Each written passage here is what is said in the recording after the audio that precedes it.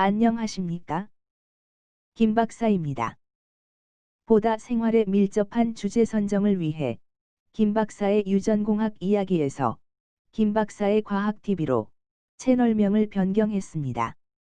오늘은 코로나19 백신의 부작용에 대해 이야기하고자 합니다. 우선 한국에서 확보하고자 하는 백신에 대해 알아보겠습니다. 한국이 도입하고자 하는 백신은 모두 유전자 백신으로 재래 백신보다 안전하며 특히 RNA 백신인 화이자와 모더나의 제품은 안전성이 특히 우수하리라 예상됩니다. 코로나 백신의 공급 대책으로 코박스 퍼실리티를 이용하는 것은 국가 위상에 미흡한 방안이라고 생각합니다. 현실적으로 2021년에 우리나라에서 접종 가능한 백신은 아스트라제네카 제품과 DNA 백신으로 국내에서 개발 중인 제넥신 제품일 것으로 예상합니다. 가격적인 면을 살펴보면 화이자 제품 $20, 모더나 제품 $25, 아스트라제네카 제품 $4, 존슨앤존슨 제품 $10 정도로 추정됩니다. 아스트라제네카 제품은 개발비를 제품가에 포함하지 않아 가격이 저렴합니다. 백신의 부작용이 적다는 것은 안전성이 우수하다는 것이고, 이는 백신의 설계에서부터 반영이 되어야 합니다. 부작용 최소화를 위한 백신의 조건을 알아보겠습니다. 첫째로, 유효 부위를 최소한으로 특정하여야 합니다. 코로나 백신에서 핵심 부위는 우측 그림에서 보는 바와 같이 스파이크 단백질의 수용체 결합 부위인 아오비디로 숙주세포의 수용체 또는 항체와 결합하는 부위입니다. 둘째로, 백신에서 유효 부위를 제외한 부분은 가급적 최소화하여야 합니다. 코로나 백신의 경우 수용체 결합 부위만을 투여하는 것이 바람직합니다.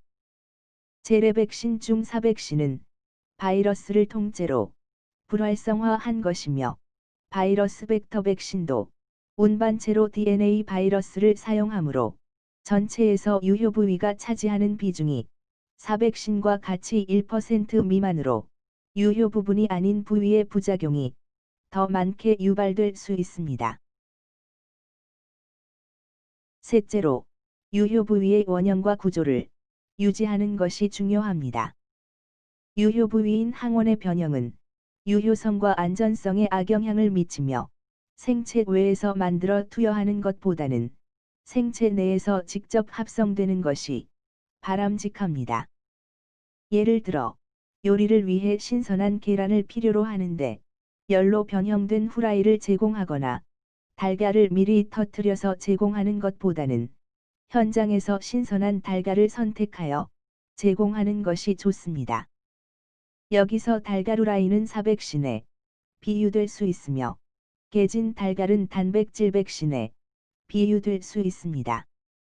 유전자 백신은 신선한 달걀에 비유하여 이론적으로 가장 우수한 백신입니다.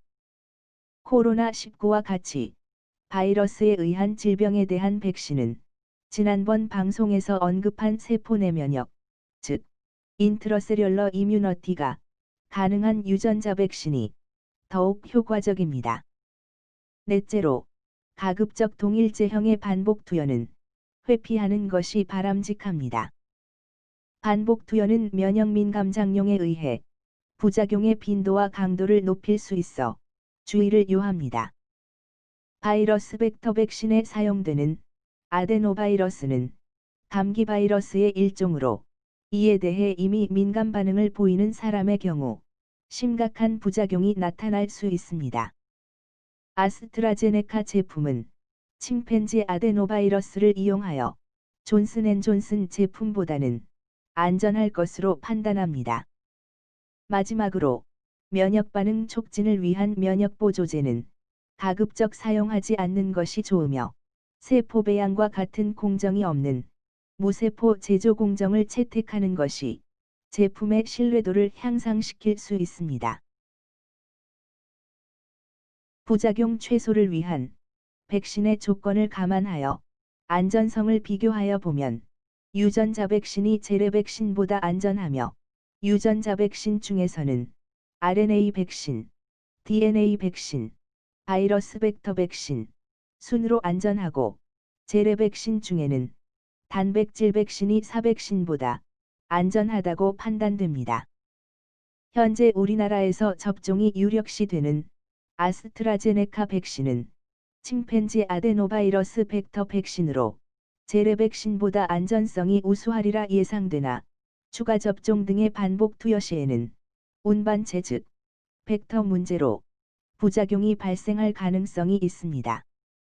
RNA 백신의 장점에 대해서는 전번 동영상인 코로나19 백신 편을 참고하시기 바랍니다. 그러면 구체적인 코로나 백신의 부작용에 대해 알아보겠습니다. 일반적으로 백신의 부작용은 경미한 부작용, 중간 부작용, 심한 부작용, 치명적 부작용 등 크게 4단계로 구분됩니다. RNA 백신인 화이자 백신의 경우 주사 부위 통증 외에 피로감, 두통, 근육통, 관절통, 오한 등 경미한 부작용을 나타냈으나 백신과 관련된 심한 부작용과 치명적 부작용은 아직까지 나타나지 않았습니다. 중간 부작용으로는 고열, 구토, 어지러움 등이 있으며 백신과 관련성이 없다고 판단되는 중증 이상인 부작용은 아스트라제네카 2건, 화이자 4건 등이 보고되고 있으며 모두 신경의 염증과 관련된 증상입니다. 치명적 부작용으로는 전신성 과민수크인 아나필락시스, 신경염증성 질환인 길랑바레 증후군 등이 있을 수 있으나 아직까지 코로나 백신에서 치명적인 부작용은 보고되지 않았습니다.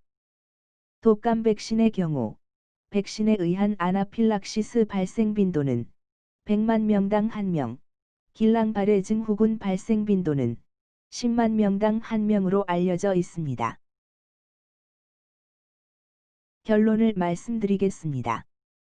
첫째로, 우리나라에서 도입하고자 하는 코로나 백신은 코박스 확보분을 제외하고 모두 최신 기술을 사용한 유전자 백신입니다. 둘째로, 유전자 백신 중 RNA 백신은 이론적으로 가장 안전한 형태의 백신이며 바이러스 벡터 백신도 재래 백신보다는 안전한 백신이라 판단합니다.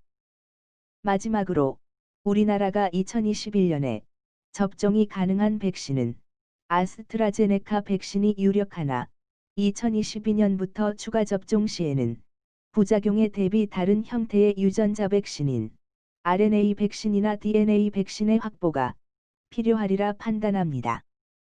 미국 FDA에서 정식 사용 승인된 유전자 백신은 작년 12월에 승인된 바이러스 벡터 백신 형태의 에볼라 백신이 유일하며 코로나19 백신의 경우 RNA 백신인 화이자 백신이 올해 12월에 긴급 사용 승인을 획득하였으며 순차적으로 모더나 백신과 애스트라제네카 백신 등도 긴급 사용 승인을 받을 것으로 예상합니다. 시청해 주셔서 감사합니다. 다음번에는 독감 백신의 부작용에 대해 말씀드리겠습니다. 구독과 좋아요 부탁드립니다.